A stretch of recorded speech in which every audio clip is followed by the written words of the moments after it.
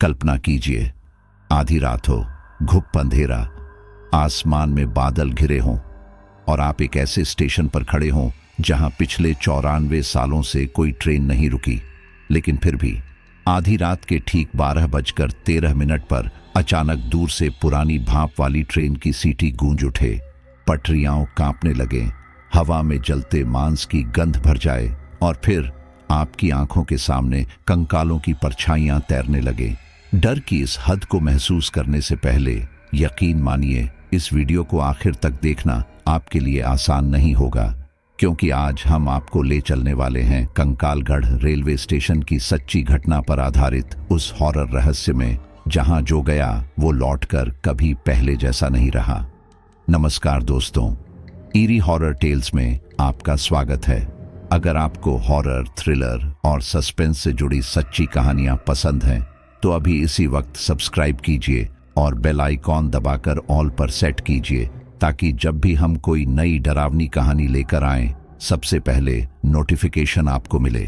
और हाँ, अगर इस वीडियो के बीच में कहीं आपकी रूह कांप जाए तो प्लीज लाइक, शेयर और कमेंट जरूर करें। आपके एक कमेंट से हमें मोटिवेशन मिलता है कि हम आपके लिए और भी रोंगटे खड़े कर देने वाली सच्ची घटनाएं ला सकें। याद रखिए, ये कोई काल्पनिक कहानी नहीं है, ये सच्ची घटना है।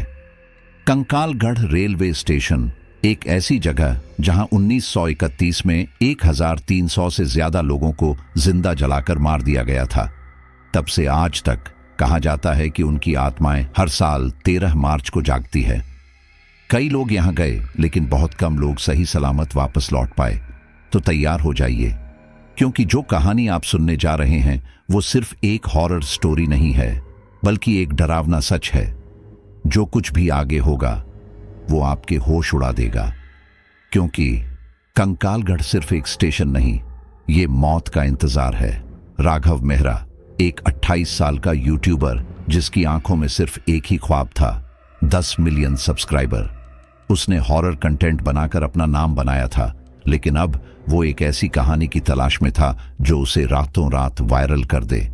एक रात देर तक रिसर्च करते हुए यूट्यूब के डार्क कॉर्नर्स में उसे एक लीक्ड क्लिप मिली।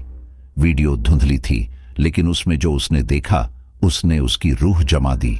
आधी रात का सन्नाटा, टूटा फूटा प्लेटफॉर्म, हवा में उड़ती पत्तियां और अचानक कैमरे के कोने में कंकालों की परछाइयां प्लेटफॉर्म पर चलते हुए दिखाई दी। उनकी चाल धीमी थी, मगर उनके सिर तिरछे झुके थे, जैसे किसी की तलाश में हो। एक ठंडी सिहरन राघव की रीढ़ से उतर गई, लेकिन उसी के साथ उसके दिमाग में एक खतरनाक ख्वाब पलने लगा, कंकालगढ़ स्टेशन की सच्चाई। अगली सुबह राघव ने अपने सबसे करीबी दोस्त और documentary film maker Advik Chauhan को फोन किया। उसने वीडियो दिखाते हुए कहा, यही है हमारा गोल्डन टिकट दोस्त। अगर हम कंकालगढ़ की सच्चाई उजागर कर दें तो एक ही रात में मिलियन व्यूज पक्के हैं। अद्विक का चेहरा फीका पड़ गया। उसने कड़क आवाज में कहा, राघव, पागल हो गया है क्या? उस जगह पर कोई नहीं जाता। लोग कहते हैं 13 मार्च को स्टेशन की सारी आत्माएं जागती हैं। जो वहां जाता है या तो मर जाता है या कभी पहले जैसा नहीं लौटता। मगर राघव की आंखों में डर नहीं, जुनून था। उसने सिर्फ एक लाइन में जवाब दिया, वही तो असली कंटेंट है। दोनों अगले ही हफ्ते कंकालगढ़ के लिए निकल पड़े।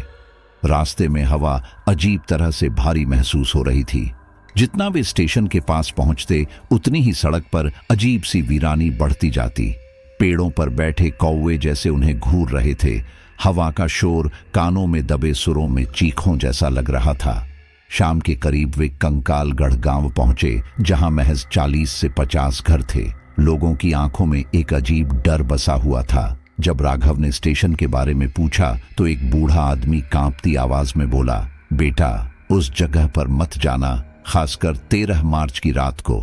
उस रात स्टेशन पर मृतकों की परछाइयां जागती हैं। अगर तुमने उनकी आंखों में देख लिया तो अपनी जान नहीं बचा पाओगे। राघव हंसते हुए बोला, दादाजी, भूत वूत कुछ नहीं होता, ये सब डर फैलाने की बातें हैं। लेकिन बूढ़े की आंखों में खून उतर आया। उसने धीरे धीरे कहा, तो फिर अपनी कब्र खुद खोद ले बेटा, क्योंकि कंकालगढ़ में जो गया वो लौटकर जिंदा नहीं आता। उसकी ये बात सुनकर अनन्या, राघव की छोटी बहन, जो इस बार रिसर्चर के तौर पर साथ आई थी, सिहर उठी। उसने राघव से फुसफुसाते हुए कहा, मुझे अच्छा नहीं लग रहा। यहाँ की हवा में कुछ है, कुछ जो हमें देख रहा है। राघव ने उसकी बात अनसुनी कर दी और अपनी कैमरा बैग कसकर थाम ली। शाम होते होते तीनों स्टेशन के पास पहुंचे। सूरज क्षितिज के नीचे उतर रहा था और पूरी जगह एक अजीब से स्याहपन में डूब रही थी। टूटी फूटी टिकट खिड़कियां, जंग लगे बोर्ड पर धुंधला लिखा कंकालगढ़ और चुप्पी, ऐसी चुप्पी जो कानों में शोर बनकर गूंजने लगे। राघव ने कैमरा ऑन किया, माइक्रोफोन चेक किया और फुसफुसाते हुए बोला, यही है वो जगह, इंडिया का सबसे डरावना स्टेशन। तभी अचानक प्लेटफॉर्म की दूसरी तरफ से एक आवाज आई, जैसे किसी ने धीमे से फुसफुसाकर उसका नाम लिया हो। राघव, अद्विक ने मुड़कर पूछा, तूने सुना? राघव ने सिर हिलाया। हां, पर आवाज आई कहां से? अनन्या की सांसें तेज हो गईं। उसने कैमरा घुमाकर अंधेरे की तरफ रोशनी डाली। कुछ नहीं था, बस टूटी पटरियां और एक पुराना साइन बोर्ड जो हवा में हिल रहा था। तभी अचानक, बिना किसी चेतावनी के, प्लेटफॉर्म के ठीक पास से एक भाप छोड़ती हुई पुरानी स्टीम इंजन ट्रेन की आवाज गूंज उठी। पहियों की चरमराहट, धुएं की गंध, सब इतना असली था कि राघव का दिल तेजी से धड़कने लगा। लेकिन जब उन्होंने कैमरा घुमाया तो सामने कुछ नहीं था। पटरियां खाली थीं। पूरी जगह पर बस वही सन्नाटा और हवा की सरसराहट। अद्विक घबराते हुए बोला, ये ठीक नहीं है, यहां कुछ गड़बड़ है। राघव ने उसे अनसुना किया और स्टेशन के अंदर बने टिकट घर की ओर बढ़ा। धूल से भरी दीवारें, टूटी खिड़कियां और हर कोने में मकड़ी के जाले। तभी जमीन पर उसे कुछ पुराना कागज दिखाई दिया। उसने उठाया, झाड़ा और पाया कि वह एक पुराना नक्शा था। उसका कागज पीला पड़ चुका था, लेकिन उस पर स्टेशन के नीचे बनी किसी गुप्त सुरंग का संकेत था। सुरंग के पास अंग्रेजी में धुंधले अक्षरों में लिखा था, underneath lies the cursed chamber, don't open it. Ananya ने थरथराते हुए नक्शे पर हाथ रखा। ये क्या है राघव? स्टेशन के नीचे कोई गुप्त सुरंग? अगर ये सच है तो ब्रिटिश काल के नरसंहार की पूरी कहानी यहीं दबी है। राघव की आंखों में चमक थी। उसने नक्शा अपनी जेब में डाला और बोला, कल हम इस सुरंग का सच जानेंगे और ये वीडियो हमें इतिहास बना देगा। लेकिन उसी वक्त अचानक ठंडी हवा का एक झोंका आया और नक्शा उसके हाथ से छूटकर जमीन पर गिर गया। राघव ने जब उसे उठाने के लिए झुककर देखा तो उसका दिल थम गया।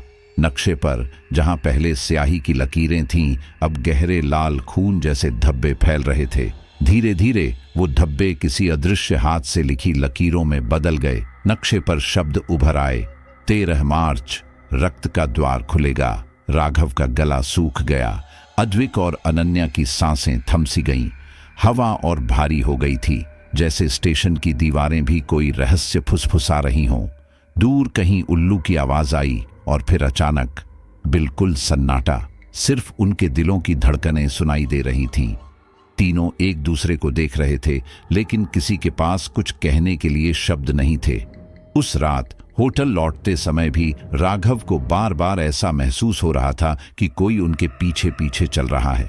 उसने कई बार मुड़कर देखा, लेकिन हर बार सड़क खाली थी। दूर टूटी पटरी के पास खड़ा पुराना साइन बोर्ड हवा में चरमराता हुआ हिल रहा था और हर हिलने के साथ मानो फुसफुसा रहा हो, वापस चले जाओ या फिर यहीं रह जाओ। राघव की आंखों में डर नहीं था, बल्कि एक खतरनाक जिज्ञासा थी। उसे नहीं पता था कि जो खेल उसने शुरू किया है वो उसे कहां ले जाएगा। मगर एक बात साफ थी, कंकालगढ़ की आत्माएं जाग चुकी थीं। रात धीरे धीरे गहराती जा रही थी। हवा में अजीब सी नमी थी, जैसे बारिश होने वाली हो, लेकिन आसमान साफ था। राघव, अद्विक और अनन्या अपनी गाड़ी से कंकालगढ़ स्टेशन की तरफ बढ़ रहे थे। सड़क सुनसान थी, चारों ओर घुप अंधेरा। कहीं कहीं दूर खेतों में झिंगुरों की आवाज गूंजती थी, मगर उस सन्नाटे में वो भी किसी अजनबी चेतावनी जैसी लग रही थी। कार की हेडलाइट्स टूटी फूटी पटरियों पर पड़ रही थीं और हर झटके के साथ अनन्या की बेचैनी बढ़ रही थी। उसने धीरे से कहा, राघव, क्या हमें सच में ये करना चाहिए? इस जगह की हवा बहुत भारी लग रही है। राघव ने हंसने की कोशिश की, मगर उसकी आवाज भी कांप रही थी। अरे कुछ नहीं होगा, पर शूट करना है और फिर ये वीडियो हमें अगले लेवल पर ले जाएगा। रात के करीब 11 बजे तीनों स्टेशन पहुंचे। प्लेटफॉर्म पर फैली धूल, टूटी बेंचें और जंग लगे खंभे, पूरी जगह एक परित्यक्त दुनिया जैसी लग रही थी। राघव ने कैमरा निकाला, ट्राइपॉड लगाया और रिकॉर्डिंग शुरू कर दी। अद्विक ने ड्रोन भी सेट कर लिया ताकि ऊपर से स्टेशन की फुटेज मिल सके। लेकिन शूट शुरू करने से पहले वे स्टेशन के पास बने रेलवे आर्काइव ऑफिस गए, जहां उनकी मुलाकात हुई विक्रम शुक्ला से, जो स्टेशन मास्टर के बेटे थे और अब रेलवे के पुराने रिकॉर्ड संभालते थे। विक्रम 50 के करीब उम्र का, चेहरे पर झुर्रियां और आंखों में अजीब सी दहशत लिए बैठा था। राघव ने सीधे मुद्दे पर आते हुए कहा, हमें 1931 की ट्रेन दुर्घटना की कुछ फुटेज चाहिए। हम उस हादसे पर डॉक्यूमेंट्री बना रहे हैं। विक्रम का चेहरा और फीका पड़ गया। उसने ठंडी सांस भरी और फुसफुसाते हुए कहा, वो रिकॉर्ड अब मत छेड़ो साहब। जिन लोगों को जलाया गया था उनकी आत्माएं अब भी बेचैन हैं। हर बार जब कोई उस हादसे की बातें छेड़ता है, स्टेशन पर कुछ बुरा होता है। अद्विक ने जोर दिया, कम से कम हमें ये बताइए कि वो फुटेज कहाँ है। विक्रम ने घबराकर चारों तरफ देखा, जैसे कोई उसे सुन रहा हो। फिर पास झुककर बहुत धीमी आवाज में बोला, फुटेज है, लेकिन वो देखने के बाद कोई भी जिंदा नहीं बचा। आप लोग यहां से चले जाइए, वरना आप भी उसी स्टेशन की कहानी का हिस्सा बन जाएंगे। ये कहकर उसने एक झटके में दरवाजा बंद कर लिया। राघव के चेहरे पर जिज्ञासा और डर का मिला जुला भाव था। उसने अद्विक से कहा, अगर विक्रम इतनी दहशत में है तो जरूर इसमें कुछ तो है। अद्विक चुप था, मगर अनन्या की आंखों में साफ डर झलक रहा था। करीब रात 12:13 जब तीनों प्लेटफॉर्म पर वापस पहुंचे, अचानक हवा का तापमान गिरने लगा। इतनी ठंडी हवा चल रही थी कि सांसें धुंधली हो रही थीं।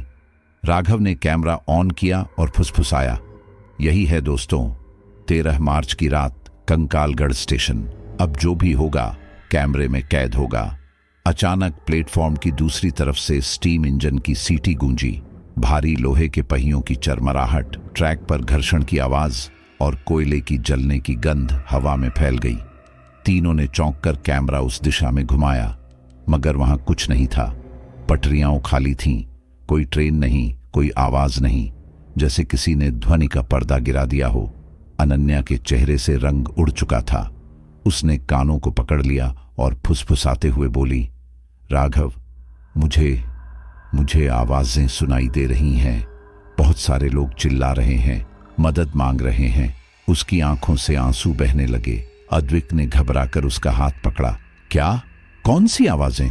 लेकिन राघव के कानों में सिर्फ सन्नाटा था। उसने अनन्या का चेहरा थामा। कुछ नहीं है, ये सिर्फ तुम्हारा वहम है। मगर उसके कहते ही प्लेटफॉर्म के अंत में एक परछाई हिलती हुई दिखी। राघव ने कैमरा उस दिशा में फोकस किया। कैमरे की नाइट विजन लाइट ऑन हुई और फ्रेम में जो दिखाई दिया उसने तीनों की सांसें रोक दी। एक औरत, आधा चेहरा भयानक रूप से जला हुआ, बाल उलझे हुए, खून से भीगी साड़ी में प्लेटफॉर्म के किनारे खड़ी थी।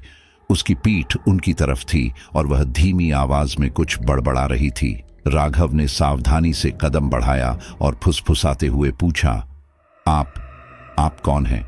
औरत ने धीरे धीरे अपना सिर घुमाया और जो चेहरा सामने आया उसने अद्विक के हाथ से कैमरा गिरा दिया। उसकी एक आंख पूरी तरह पिघली हुई थी, जबकि दूसरी आंख में अजीब सी चमक थी, जैसे कोई आग जल रही हो। उसने फटी आवाज में कहा, यहां क्यों आए हो? ये हमारी जगह है, लौट जाओ वरना।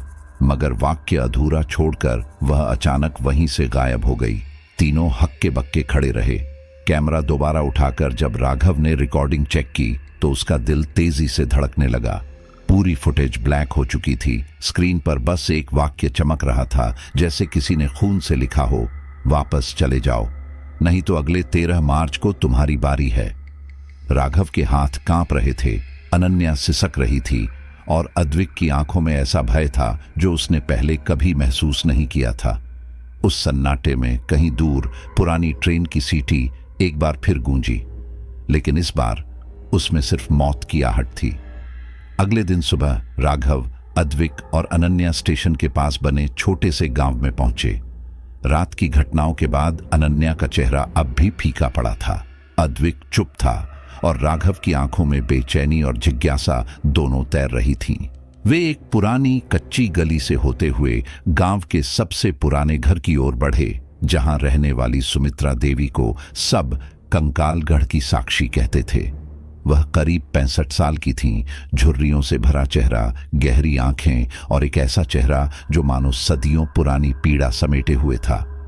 उनके घर के दरवाजे पर लटकता नीम का सूखा गुच्छा हवा में धीरे धीरे हिल रहा था, जैसे किसी अनकही चेतावनी दे रहा हो। सुमित्रा देवी आंगन में बैठी थीं, सामने मिट्टी का दीपक जल रहा था। उन्होंने तीनों को देखा। उनकी नजरों में एक अजीब सी कड़वाहट और दहशत थी। राघव ने धीरे से कहा, दादी, हमें कंकालगढ़ स्टेशन के बारे में सच्चाई जाननी है। वहां क्या हुआ था? ये स्टेशन इतना डरावना क्यों है? सुमित्रा देवी ने अपनी फीकी आंखें ऊपर उठाईं, फिर धीमी आवाज में बोली, बेटा, वो स्टेशन खून से बना है, मिट्टी नहीं। वहां की जमीन हड्डियों से भरी है। तुम लोग उस आग को जगाने की कोशिश मत करो, नहीं तो वही होगा जो 1931 में हुआ था। फिर उन्होंने कांपते हाथों से अपनी पुरानी चादर कसकर लपेटी और कहना शुरू किया, 13 मार्च 1931, वो दिन आज भी मेरी आंखों के सामने जिंदा है। चंद्रशेखर आजाद की शहादत के बाद यहाँ के 1300 किसान क्रांतिकारी अंग्रेजों की छावनी पर हमला करने निकले थे, पर अंग्रेज पहले से तैयार बैठे थे। जैसे ही ट्रेन इस जगह पहुंची, उन्होंने दरवाजे बंद कर दिए और पूरी की पूरी ट्रेन को आग के हवाले कर दिया। भीतर से चीखें आती रहीं, लोगों की खाल जलने की बदबू हवा में घुल गई, लेकिन बाहर खड़े सैनिक हंस रहे थे। सब कुछ राख हो गया। 1300 लोग एक साथ जलकर खाक हो गए। सुमित्रा देवी की आवाज कांप रही थी, मगर उनकी आंखों में गुस्सा जल रहा था। उन्होंने आगे कहा, लेकिन अंग्रेजों की दरिंदगी यहीं नहीं रुकी। जो बच गए थे उन्हें पकड़कर यहां से थोड़ी दूर बनी नहर में पत्थर बांधकर फेंक दिया। दर्जनों को पेड़ों पर लटकाकर मार डाला गया और जिनके शरीर नहीं जले, उनकी हड्डियां यहीं की मिट्टी में गाड़ दी गईं। तभी से यह जगह कंकालगढ़ कहलाने लगी। बेटा, उस दिन धरती ने खून पी लिया था और उस खून की प्यास आज भी नहीं बुझी। अनन्या की आंखों में आंसू आ गए। उसने कांपती आवाज में पूछा, तो दादी, फिर हर 13 मार्च को क्या होता है? सुमित्रा देवी की सांसें तेज हो गईं, उनका चेहरा भय से कस गया। उन्होंने धीरे धीरे फुसफुसाते हुए कहा, हर 13 मार्च को आधी रात के बाद वो आत्माएं लौटती हैं, जिनके शरीर राख हो गए, जिनकी आत्माएं अपूर्ण हैं, वे अपने अधूरे बदले को पूरा करने आती हैं। इसीलिए उस रात यहां कोई घर से बाहर नहीं निकलता। जो भी 13 मार्च की रात स्टेशन के पास गया है, वो या तो पागल हो गया या फिर कभी लौट कर नहीं आया। ये कहते ही सुमित्रा देवी चुप हो गईं। हवा भारी हो गई थी, कहीं दूर जैसे कोई अदृश्य ताकत जाग रही हो। उस सन्नाटे को तोड़ा अनन्या की जिज्ञासा ने। उसने पूछा, दादी, इस सब का सुरंग से क्या संबंध है? हमने स्टेशन के नीचे एक पुराना नक्शा देखा, उसमें एक गुप्त मार्ग बना हुआ है। सुमित्रा देवी की आंखों की पुतलियां फैल गईं। उन्होंने हाथ के इशारे से राघव और अद्विक को पास बुलाया, फिर धीमी आवाज में बोली, वो सुरंग वो अंग्रेजों की बनाई हुई है। उन्होंने 1300 किसानों की आत्माओं पर एक अनुष्ठान करने की कोशिश की थी। एक ऐसा अनुष्ठान जो उन्हें अमर सैनिकों की सेना दे सकता था, लेकिन वो अनुष्ठान अधूरा रह गया। आत्माएं कैद नहीं हो पाईं, वे फंस गईं, अधूरी, बेचैन, भटकती हुई। यही कारण है कि हर साल उसी रात उनका दर्द फिर जाग जाता है। राघव की जिज्ञासा और बढ़ गई। उसने अनन्या से कहा, हमें सुरंग ढूंढनी होगी, शायद वहीं इस रहस्य का जवाब छिपा है। लेकिन अद्विक झुंझलाकर बोला, तुम समझ क्यों नहीं रहे राघव? ये जगह मौत है। अगर आत्माएं जाग रही हैं तो हमें यहां से निकलना चाहिए। अगर तुमने इस अनुष्ठान के पास जाने की कोशिश की तो अद्विक वाक्य पूरा करता, उससे पहले ही एक ठंडी हवा का झोंका कमरे में आया और दीपक बुझ गया। कमरे में अंधेरा छा गया। अचानक एक हल्की सी रोशनी ने अनन्या का ध्यान खींचा। कमरे के कोने में एक पुरानी लकड़ी की संदूक पड़ी थी। उसने खोलने की कोशिश की तो भीतर एक पुरानी चमड़े की डायरी मिली। पन्ने पीले पड़ चुके थे, किनारे जले हुए। अनन्या ने पहला पन्ना खोला। उस पर खून जैसे धब्बों के बीच टेढ़े मेढ़े अक्षरों में लिखा था, 13 मार्च, रक्त का द्वार, अधूरा अनुष्ठान, आत्माएं आजाद करने की कुंजी। अनन्या के हाथ कांपने लगे। उसने अगला पन्ना पलटा। अचानक कमरे का तापमान गिरने लगा। पन्नों पर जैसे किसी अदृश्य हाथ ने उंगलियां फेर दी हों। एक एक कर सभी पन्ने खुद ब खुद पलटने लगे। में फुसफुसाहट गूंजने लगी। कई आवाजें, बच्चों जैसी, दर्द से भरी चीखें। राघव ने हड़बड़ाकर डायरी पकड़ने की कोशिश की, मगर तभी एक झटका लगा और डायरी उसके हाथ से गिरकर जमीन पर फैल गई। उसी समय पन्नों पर जली हुई धारियां बनने लगी। कागज के किनारे चटकने लगे, जैसे किसी अदृश्य आग ने उन्हें घेर लिया हो। और फिर उस जलती हुई डायरी से एक भयानक गंध फैलने लगी, जले हुए मांस और लोहे की मिलीजुली बदबू। अचानक कमरे में किसी बच्चे की तीखी चीख गूंजी, मदद करो, हमें बाहर निकालो। अनन्या डर से चीख पड़ी। राघव ने जैसे तैसे डायरी की आग बुझाने की कोशिश की, लेकिन पन्ने खुद राख बनकर हवा में उड़ने लगे। कमरे में एक सन्नाटा पसर गया। सुमित्रा देवी दीवार के पास खामोश बैठी थीं। उनकी आंखें अब भी बंद थीं। उन्होंने बहुत धीमी आवाज में कहा, तुमने उसे जगा दिया है, अब बचना बहुत मुश्किल है। राघव, अनन्या और अद्विक ने एक दूसरे की तरफ देखा। उनकी सांसें तेज हो रही थीं। उस रात उन्हें पहली बार एहसास हुआ कि कंकालगढ़ सिर्फ एक हादसे की कहानी नहीं, ये जगह खून, आत्माओं और एक अधूरे श्राप का केंद्र है। और अब वो श्राप जाग चुका था। रात गहरी हो चुकी थी। आसमान में बादलों की परतें घनी थीं। चांद की रोशनी भी धुंधली लग रही थी। कंकालगढ़ स्टेशन पूरी तरह वीरान पड़ा था। टूटी बेंचों पर जमी धूल, जंग लगी लोहे की पटरियां और सूखी हवा में घुली बदबू उस जगह की दशकों पुरानी मौतों की गवाही दे रही थी। राघव, अद्विक और अनन्या तीनों हाथों में टॉर्च और कैमरे लिए चुपचाप प्लेटफॉर्म की ओर बढ़ रहे थे। दिलों की धड़कनें अब उनके कानों में साफ सुनाई दे रही थीं। अनन्या ने धीरे से फुसफुसाकर कहा, क्या तुम्हें सच में लगता है कि यह सही है? अगर वो अनुष्ठान अधूरा रह गया था तो उसके आसपास जाना भी खतरनाक हो सकता है। राघव ने एक गहरी सांस ली और टॉर्च की रोशनी अंधेरे में डालते हुए बोला, यही मौका है अनन्या। अगर हमें सच जानना है तो उस सुरंग तक पहुंचना होगा।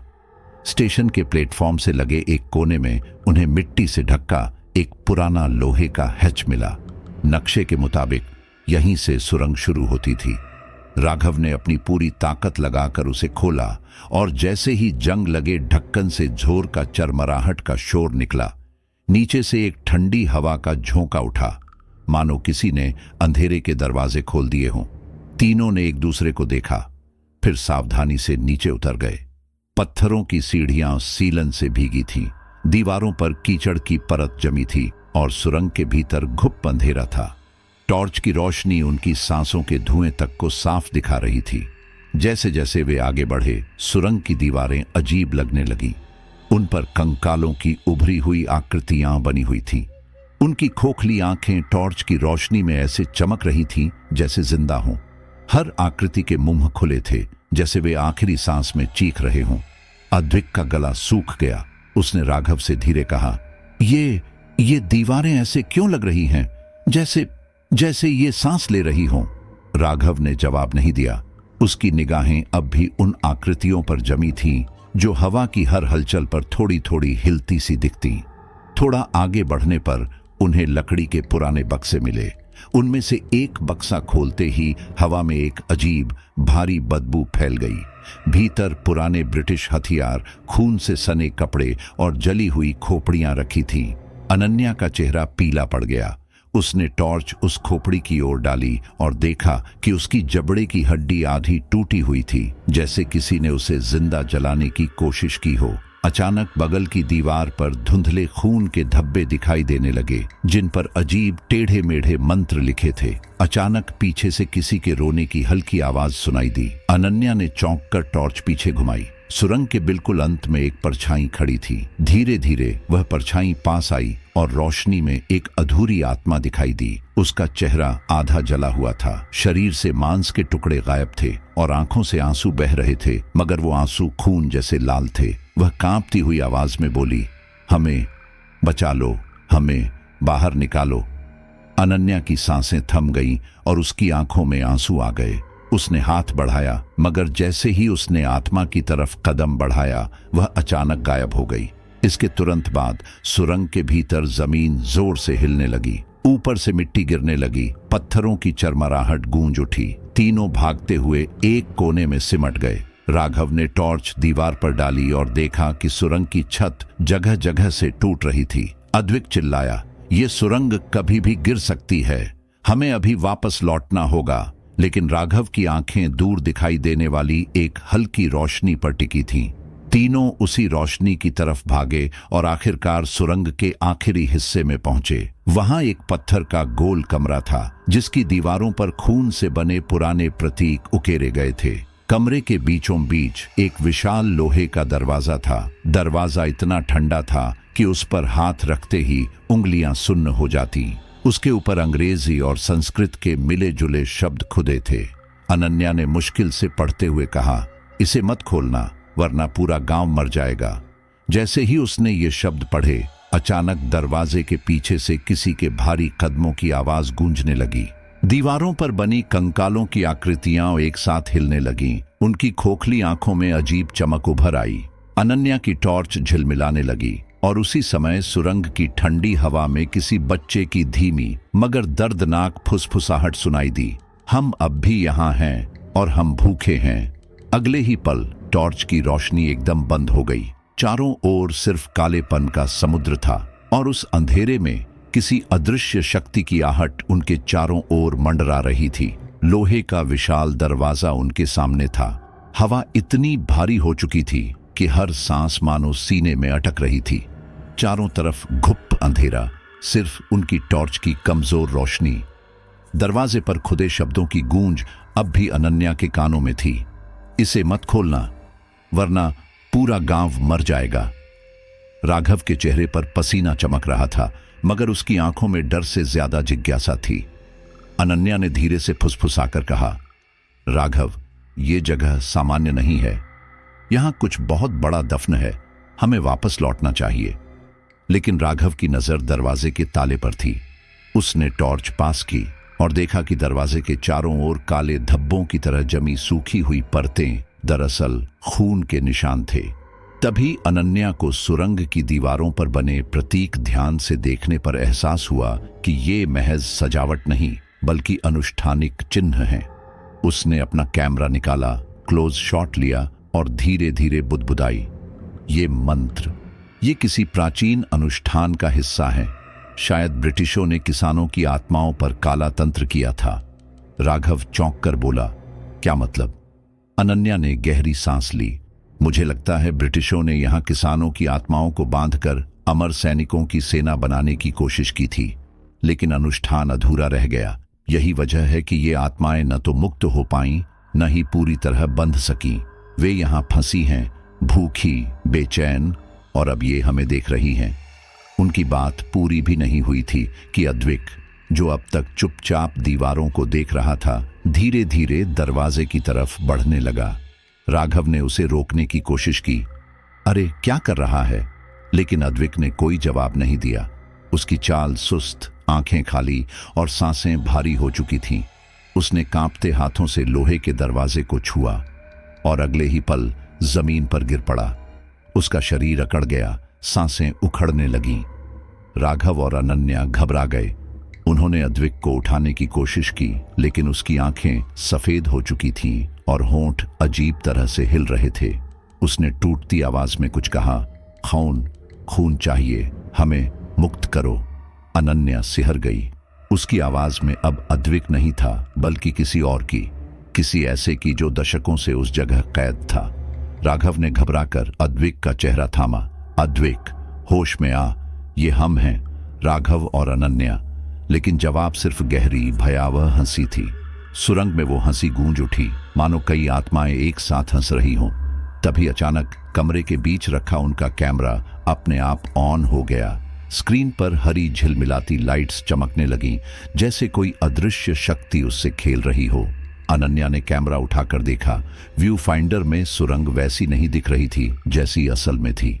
वहां खड़े तीनों के अलावा कैमरे की स्क्रीन पर सैकड़ों छायाएं थीं। वे दीवारों पर रेंग रही थीं, दरवाजे पर चढ़ रही थीं और उनके चारों ओर मंडरा रही थीं। कैमरे के स्पीकर से अचानक बच्चों की चीखें सुनाई देने लगीं। मदद करो, हमें जलाया गया, हमें बाहर निकालो। अनन्या का दिल तेजी से धड़कने लगा। उसी पल दरवाजे के पीछे से किसी के जोर जोर से हथेलियां पटकने की आवाज आई, जैसे कोई अंदर से बाहर निकलने की कोशिश कर रहा हो। फिर एक पल के लिए सब कुछ थम गया। हवा ठहर गई, आवाजें रुक गईं, लेकिन अचानक दरवाजे के नीचे की दरार से गाढ़ा लाल खून रिसने लगा। बूंद बूंद बहकर मिट्टी में फैलने लगा और जहां भी गिरता वहां से हल्की हल्की भाप उठती। राघव की आंखों में डर अब साफ दिखाई दे रहा था। उसने अनन्या से कहा, ये तो हद से ज्यादा हो रहा है, हमें यहां से निकलना चाहिए। लेकिन अनन्या का ध्यान कैमरे पर था। उसने रिकॉर्डिंग को झूम किया और देखा कि दरवाजे के पास एक छोटे बच्चे की परछाई खड़ी है। उसका शरीर आधा जला हुआ, आंखें खाली और होंठों पर फुसफुसाहट। अचानक कैमरे की स्क्रीन पर बच्चा मुड़ा और जोर से चिल्लाया, हमें मुक्त करो, हमें जिंदा जलाया गया। इससे पहले कि वे कुछ समझ पाते, कैमरे की स्क्रीन पर अचानक खून की बौछार छिटक गई। अनन्या चीख पड़ी और कैमरा उसके हाथ से गिरकर जमीन पर बिखर गया। सुरंग की हवा अचानक बेहद भारी हो गई, जैसे 100 लोगों की चीखें एक साथ गूंज रही हों। अदृश्य शक्तियों की सरसराहट चारों तरफ महसूस हो रही थी। अद्विक अब भी बेहोश पड़ा था, लेकिन उसके होंठ खुद हिल रहे थे, मानो किसी मंत्र का जाप कर रहे हों। राघव ने अनन्या का हाथ पकड़ा और घबराई आवाज में बोला, हमें यहां से अभी निकलना होगा। ये दरवाजा जो भी है, इसके पीछे कुछ ऐसा है जिसे बाहर नहीं आना चाहिए। लेकिन तभी दरवाजे के भीतर से इतनी जोर की धमक आई कि पूरा कमरा हिल गया। दीवारों पर बनी कंकालों की आकृतियां अचानक खून से भीगने लगीं और उनके खोखले मुंहों से धुआं निकलने लगा। अचानक टॉर्च की रोशनी बुझ गई। चारों ओर घुप अंधेरा छा गया और उस अंधेरे में बस एक आवाज गूंजी, धीमी मगर साफ, अनुष्ठान अधूरा है और अब तुम्हें इसका हिस्सा बनना होगा। गांव में एक अजीब बेचैनी फैल चुकी थी। 13 मार्च नजदीक थी और लोग फुसफुसाहट में बात कर रहे थे। हवा भारी थी, हर तरफ दहशत का साया था। राघव, अद्विक और अनन्या के सुरंग वाले किस्से के बाद से गांव के लोग और भी डर गए थे। अफवाह तेजी से फैल रही थी। अगर दरवाजा नहीं खोला गया तो 13 मार्च की रात पूरी गांव की आत्माएं भस्म हो जाएंगी। और इस बार ये अफवाह कोई कल्पना नहीं लग रही थी, क्योंकि पिछले 2 दिनों से रात में प्लेटफॉर्म से अजीब आवाजें आ रही थीं, चीखें, बच्चों की रोने की आवाजें और कभी-कभी ट्रेन की सीटी। सुमित्रा देवी गांव के चबूतरे पर सबको इकट्ठा करके बोली, ये श्राप अब चुप नहीं रहेगा, हमें अनुष्ठान पूरा करना होगा, नहीं तो कोई नहीं बचेगा। उनकी आंखों में डर साफ झलक रहा था। कुछ गांव वाले सहमत थे, कुछ चुपचाप अपने घरों में दुबके बैठे थे, लेकिन एक बात सबको समझ आ चुकी थी, 13 मार्च की आधी रात मौत लेकर आएगी। दिन ढल चुका था। आसमान पर काले बादल मंडरा रहे थे, मानो किसी अनहोनी का संकेत दे रहे हों। हवा में एक अजीब सड़ांध घुली थी, जैसे जले हुए मांस की गंध। राघव और अनन्या ने कैमरा सेट कर दिया था, क्योंकि अब वे जो भी होने वाला था उसे दुनिया के सामने लाना चाहते थे। अद्विक अब भी उस रात के बाद से पूरी तरह ठीक नहीं था। उसकी आंखों में अजीब खालीपन था। वो बार बार बड़बड़ा रहा था, दरवाजा, खून, अनुष्ठान, दरवाजा खोलना होगा। रात के ठीक 12:13 पर अचानक स्टेशन पर पुरानी स्टीम इंजन की सीटी गूंजी। आवाज इतनी गहरी थी कि पूरी धरती कांप उठी। राघव, अनन्या और गांव वाले प्लेटफॉर्म की ओर दौड़े। वहां का दृश्य देखकर सबके पैरों तले जमीन खिसक गई। धुंध में से धीरे धीरे एक ट्रेन आती दिखाई दी, लेकिन ये कोई साधारण ट्रेन नहीं थी। उसके डिब्बे जले हुए थे, खिड़कियों से कंकालों की हड्डियां बाहर लटक रही थीं। डिब्बों की खिड़कियों के पीछे खाली आंखों वाली परछाइयां हिल रही थीं। ट्रेन की गड़गड़ाहट के बीच कहीं दूर से बहुत सारे लोगों की एक साथ आती चीखें सुनाई दे रही थीं। राघव ने कैमरा झूम किया। कैमरे की स्क्रीन पर साफ दिख रहा था, ट्रेन के इंजन पर खून से लिखा था, वापस लौटाओ, हमारा खून लौटाओ। अचानक प्लेटफॉर्म पर एक काले धुएं का तूफान उठा। इतनी तेज आंधी चली कि लोगों की आंखें खुली नहीं रह पा रही थीं। धुएं में से धीरे धीरे आकृतियां बनने लगीं, जले हुए शरीर, अधूरे चेहरे, टूटी हड्डियां। वे मृत आत्माएं थीं जो एक एक करके बाहर आ रही थीं। उनका दर्द इतना गहरा था कि हवा में उनकी चीखें गूंजने लगीं। बच्चों की मदद के लिए पुकार, औरतों की हाहाकार, मर्दों की चीखें, सब एक साथ घुलकर पूरे स्टेशन को मौत की गंध से भर रहे थे। अनन्या ने कांपते हुए कैमरा घुमाया और फुसफुसाई, राघव, ये वही आत्माएं हैं, 130 लोग जिन्हें ट्रेन में जलाया गया था। उसका स्वर टूट रहा था। इसी बीच अद्विक धीरे धीरे प्लेटफॉर्म के किनारे खड़ा होकर खाली निगाहों से ट्रेन को देख रहा था। उसकी सांसें तेज थीं और अचानक उसने जोर से चिल्लाकर कहा, हमें दरवाजा खोलना होगा वरना हम सब मर जाएंगे। राघव ने उसका हाथ पकड़ने की कोशिश की, लेकिन उसी समय जमीन जोर से हिलने लगी। स्टेशन की पुरानी दीवारें चरमराने लगीं, पटरियों पर लोहे की आवाजें गूंजने लगीं। तभी ट्रेन के हर डिब्बे से काले साए एक साथ बाहर निकलने लगे। वे जमीन पर नहीं चलते थे बल्कि हवा में तैरते थे। उनकी खोखली आंखें सीधे राघव और अनन्या को देख रही थीं। एक आत्मा की फटी हुई आवाज गूंजी, हमारा खून लौटाओ वरना ये गांव नहीं बचेगा। अचानक राघव के कैमरे की स्क्रीन पर एक अजीब दृश्य उभर आया। स्क्रीन में प्लेटफॉर्म पर खड़े सभी गांव वाले दिखाई दे रहे थे, लेकिन वे वैसे नहीं थे। उनके चेहरे जले हुए थे, आंखों की जगह काले गड्ढे और होंठों से खून टपक रहा था। कैमरे की स्क्रीन पर एक झिलमिलाती लाइन उभरी, समय खत्म हो रहा है, खून दो नहीं तो सब भस्म हो जाएगा। गांव वाले घबराकर एक दूसरे से चिल्लाने लगे। सुमित्रा देवी रोते हुए बोली, अनुष्ठान पूरा करना होगा, ये आत्माएं नहीं रुकेंगी। उन्होंने जमीन पर हाथ फैलाकर मंत्र बोलना शुरू किया, लेकिन तभी एक जोरदार हवा का झोंका आया और उनका दीपक बुझ गया। उसी पल प्लेटफॉर्म की लाइटें एक एक करके फटने लगीं और हर टूटे बल्ब के साथ स्टेशन और अंधेरे में डूबता चला गया। अब स्टेशन पर सिर्फ चीखें थीं। काले धुएं के तूफान में घिरी सैकड़ों आत्माएं चारों ओर घूम रही थीं। राघव ने अनन्या का हाथ पकड़ा और चिल्लाया, हमें यहां से निकलना होगा। लेकिन तभी उसे किसी की बहुत धीमी फुसफुसाहट सुनाई दी। वो आवाज न तो अनन्या की थी न अद्विक की। वो कहीं बहुत पास से, शायद उसके ठीक पीछे से आ रही थी। आवाज इतनी ठंडी थी कि उसके रोंगटे खड़े हो गए। वो आवाज बोली, अगर तुम बचना चाहते हो तो खून देना होगा। राघव का दिल जोर से धड़कने लगा। उसने पीछे मुड़कर देखा, लेकिन वहां कोई नहीं था, सिर्फ हवा में तैरता काला धुआं और दूर जाती हुई लाशों की ट्रेन। कंकालगढ़ स्टेशन पर काले धुएं का तूफान अब और भी भयानक हो चुका था। आत्माएं हवा में तैर रही थीं, उनकी चीखें पूरी रात की खामोशी को चीर रही थीं। राघव के कानों में अब भी वही फुसफुसाहट गूंज रही थी, अगर तुम बचना चाहते हो तो खून देना होगा। उसके हाथ कांप रहे थे, दिल की धड़कनें अनियंत्रित थीं। अनन्या और अद्विक पास खड़े थे, मगर अद्विक की आंखें अब भी अजीब थीं, सफेद, जैसे उनमें किसी और की आत्मा बस चुकी हो। वह धीमी आवाज में बार बार एक ही बात दोहरा रहा था, बलि दो, बलि दो, बलि दो। राघव के मन में सवाल उमड़ रहे थे, किसका खून चाहिए, किसकी आत्मा? तभी अनन्या के हाथों में पकड़ा कैमरा झिलमिलाया और स्क्रीन पर पुराने ब्रिटिश रिकॉर्ड्स के कुछ दृश्य उभर आए। एक हाथ से लिखी नोट दिखाई दी, जिसमें लिखा था, रक्त की बलि जीवित आत्मा का त्याग। कोई एक आत्मा अगर स्वेच्छा से अनुष्ठान में खुद को अर्पित कर दे, तभी शाप टूटेगा। अनन्या की सांस अटक गई। उसने कांपते हुए शब्द निकाले, राघव, इसका मतलब मौत नहीं है, इसका मतलब है आत्मा का त्याग। अगर किसी ने अपनी आत्मा दी तो वो जिंदा तो रहेगा, लेकिन हमेशा के लिए इस दुनिया से कट जाएगा। वो न इंसानों का होगा न आत्माओं का, बस अधूरा।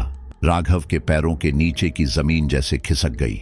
उसने अद्विक और अनन्या की तरफ देखा, फिर दूर खड़े सैकड़ों भटकी आत्माओं की ओर जो खून के लिए पुकार रही थीं। अचानक अद्विक का चेहरा और भी विकृत हो गया। उसकी सांसें भारी हो गईं और उसकी आंखों में एक भयानक चमक उभर आई। वह अचानक राघव पर टूट पड़ा। उसने इतनी ताकत से उसका गला दबा लिया कि राघव सांस नहीं ले पा रहा था। अनन्या चीख पड़ी और उसे खींचने की कोशिश की, मगर अद्विक की ताकत अब इंसानी नहीं थी। राघव किसी तरह उसे धक्का देकर गिराता है, लेकिन तभी अद्विक की आवाज बदल जाती है। उसके होंठ हिल रहे थे, लेकिन बोल कोई और रहा था। एक गहरी खुरदुरी आवाज, दरवाजा खोलो, खून बहाओ, वरना सब नष्ट हो जाएगा। अद्विक जमीन पर गिरा, मगर उसके शरीर में अजीब झटके उठ रहे थे। राघव घुटनों पर बैठा, उसका गला अभी भी लाल पड़ा था। अनन्या की आंखों में आंसू थे। उसने धीरे से कहा, राघव, हमें तय करना होगा। अगर हमने बलि नहीं दी तो ये आत्माएं सब कुछ खत्म कर देंगी। उसी समय प्लेटफॉर्म के पास लगी एक पुरानी लालटेन अपने आप जल उठी। उसकी रोशनी के नीचे लोहे का दरवाजा दिखाई दे रहा था, वही दरवाजा जिसके बारे में सुमित्रा देवी ने कहा था कि उसके खुलने पर पूरा गांव मिट जाएगा। राघव धीरे धीरे दरवाजे की ओर बढ़ा। उसकी हथेलियों में पसीना था, मगर आंखों में डर से ज्यादा दृढ़ता थी। उसने अनन्या से कहा, मैं अपनी आत्मा दूंगा, अगर यही एक रास्ता है तो यही सही। लेकिन अनन्या ने उसका हाथ कसकर पकड़ लिया। नहीं, तुम नहीं, मैं जाऊंगी। तुम यहां के नहीं हो राघव। ये जगह, ये खून, ये हमारी पीढ़ियों का श्राप है। अगर कोई बलि देगा तो वो मैं दूंगी। दोनों की आंखों में आंसू थे। हवा और ठंडी हो चुकी थी।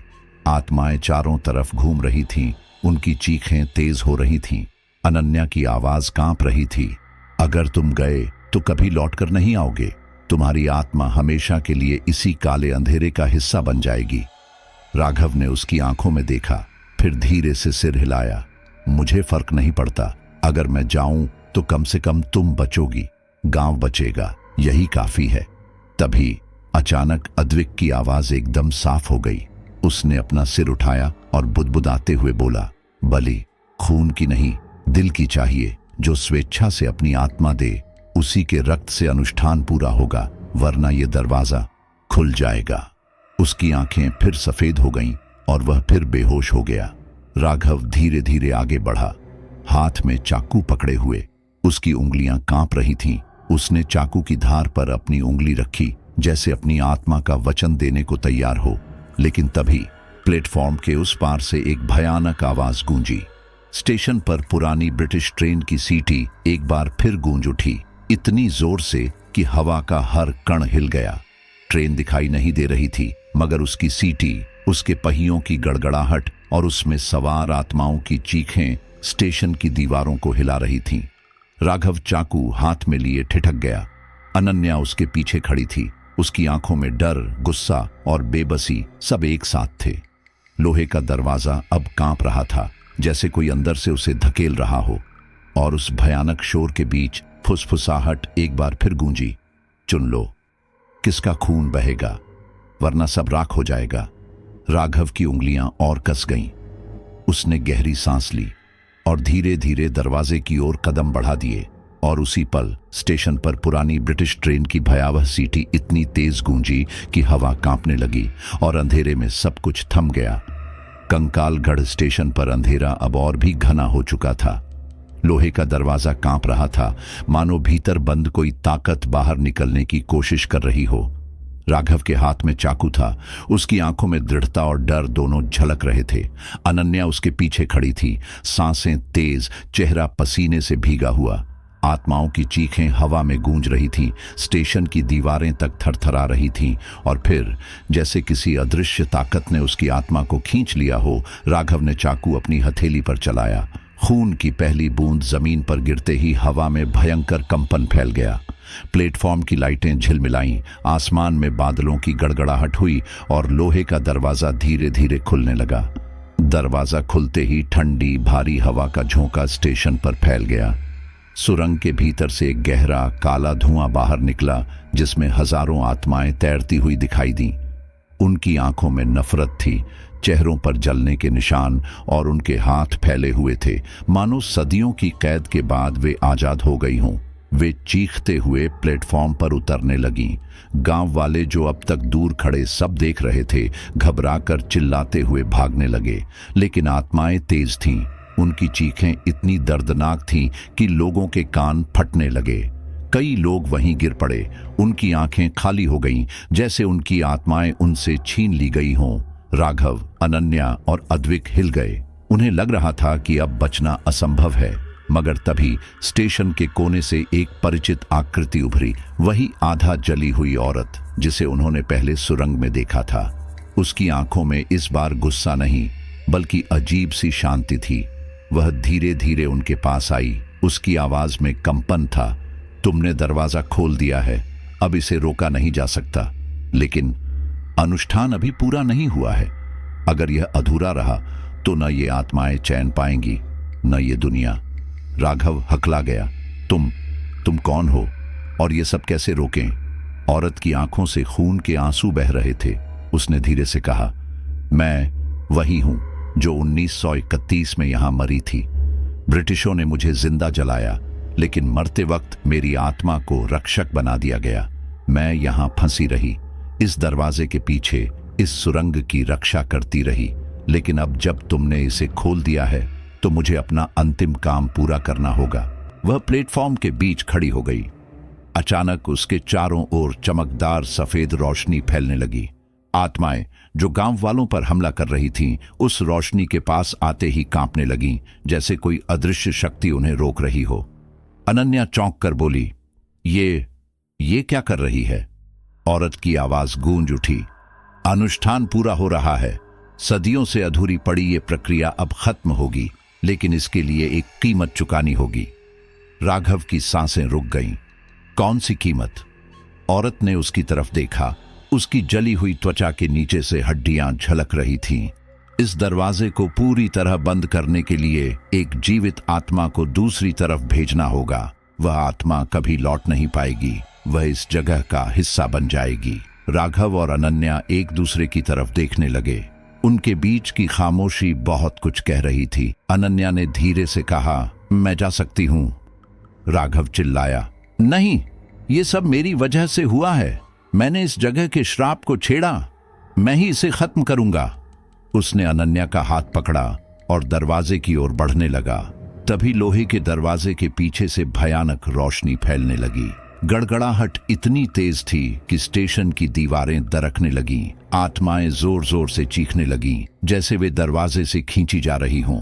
काले धुएं का भंवर दरवाजे के अंदर घूम रहा था। राघव ने अपने माथे पर बहता खून पोंछा और ठंडी सांस भरते हुए दरवाजे के भीतर कदम रखा। जैसे ही वह भीतर गया, दुनिया एकदम थम गई। अंधेरा, सन्नाटा और फिर अचानक एक जलती हुई ट्रेन की आवाज। राघव ने आंखें खोली और खुद को 1931 में खड़ा पाया। उसके चारों ओर लोग भाग रहे थे, चिल्ला रहे थे, आग की लपटें उठ रही थीं। ट्रेन के अंदर लोग दरवाजों पर चोट कर रहे थे, बाहर निकलने की कोशिश में खून के आंसू रो रहे थे। हवा में जले हुए मांस की गंध थी और कानों में लगातार गूंजती चीखें। राघव घुटनों के बल बैठ गया। उसे समझ आया कि वह अब अतीत में है। उसने दूर देखा तो वही आधा जली औरत खड़ी थी, मगर इस बार उसका चेहरा जला नहीं था, उसकी आंखों में आंसू थे। उसने धीमे से कहा, अब तुम समझ गए हो राघव, यही वो रात है जिसने सब कुछ खत्म कर दिया। यही वो आग है जिसने कंकाल गढ़ को श्रापित बनाया।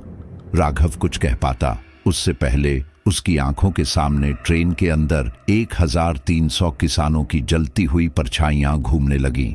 अचानक उसने अपने पीछे किसी की ठंडी सांस महसूस की। किसी ने उसके कान में फुसफुसाया, अब तुम भी हमारे साथ हो। अचानक उसके चारों ओर का सब कुछ धुंधला होने लगा। जलती हुई ट्रेन की आवाजें फीकी पड़ने लगीं। उसकी सांसें भारी हो गईं। उसने आंखें बंद कर लीं और फिर सन्नाटा। आंखें खुली तो वह फिर कंकालगढ़ स्टेशन के प्लेटफॉर्म पर था, मगर स्टेशन अब पूरी तरह वीरान था। न कोई गांव वाला, न अनन्या, न अद्विक, सिर्फ टूटी बेंचें, खाली पटरियां और हवा में बहती राख। दूर दीवार पर खून से लिखा था, अनुष्ठान पूरा हो चुका है। राघव ने चारों ओर देखा, मगर उसे अपनी परछाई तक दिखाई नहीं दी। उसने ठंडी सांस ली और तभी उसे एहसास हुआ, उसकी हथेली पारदर्शी हो चुकी थी। उसकी सांसें नहीं थीं। वह बोलने की कोशिश करता है मगर कोई आवाज नहीं निकलती। तभी पीछे से वही फुसफुसाहट गूंजी, तुम अब कंकालगढ़ का हिस्सा हो। राघव की आंखों से एक ठंडी आंसू की बूंद गिरी। उसका चेहरा स्याह हो गया। उसने अंतिम बार चारों ओर देखा और जैसे ही हवा में काला धुआं फैला वह उसमें विलीन हो गया। और फिर स्टेशन पर सिर्फ सन्नाटा बचा। कहानी खत्म हो चुकी थी, या शायद नहीं, क्योंकि दूर से एक बार फिर पुरानी ब्रिटिश ट्रेन की सीटी गूंजी और इस बार उसके डिब्बों में राघव की आत्मा भी थी। तो दोस्तों, ये थी हमारी आज की कहानी, कंकालगढ़ रेलवे स्टेशन की सच्ची घटना। एक ऐसी जगह की जहां मौत की खामोशी हर सांस में महसूस होती है, जहां समय थम जाता है और जहां हर साल 13 मार्च की आधी रात को 1300 आत्माएं जाग उठती हैं। कहते हैं जो यहां गया वो लौटकर कभी पहले जैसा नहीं रहा। लेकिन आज भी सच्चाई वही है, कंकालगढ़ सिर्फ एक रेलवे स्टेशन नहीं, ये मौत का इंतजार है। और शायद अगली बार जब आप किसी पुरानी ट्रेन की सीटी सुने तो याद रखिए, वो सिर्फ ट्रेन की आवाज नहीं हो सकती। अगर आपको ये कहानी डरावनी, रोमांचक और रहस्यमयी लगी हो तो हमें बताना मत भूलिए। कमेंट में लिखिए, क्या आप कभी कंकालगढ़ स्टेशन जैसी किसी जगह गए हैं, या आपके पास भी कोई सच्ची हॉरर घटना है जिसे आप चाहते हैं कि हम सबके सामने लाए। और हाँ दोस्तों, अगर आपने अभी तक ईरी हॉरर टेल्स को सब्सक्राइब नहीं किया है तो अभी कर लीजिए, क्योंकि यहाँ हम लाते हैं ऐसी ही हकीकत पर आधारित डरावनी कहानियां जिन्हें सुनने के बाद नींद आना मुश्किल हो जाएगा। वीडियो को लाइक कीजिए, दोस्तों के साथ शेयर कीजिए और बेल आइकॉन दबाकर ऑन एल पर सेट कीजिए, ताकि अगली बार जब हम कोई नई कहानी लेकर आएं तो सबसे पहले आपके पास पहुंचे। तैयार रहिए, क्योंकि हमारी अगली कहानी और भी खतरनाक होगी, जहां अंधेरा और भी गहरा है और रहस्य अब तक का सबसे डरावना। ईरी हॉरर टेल्स, जहां डर सच्चाई से मिलता है।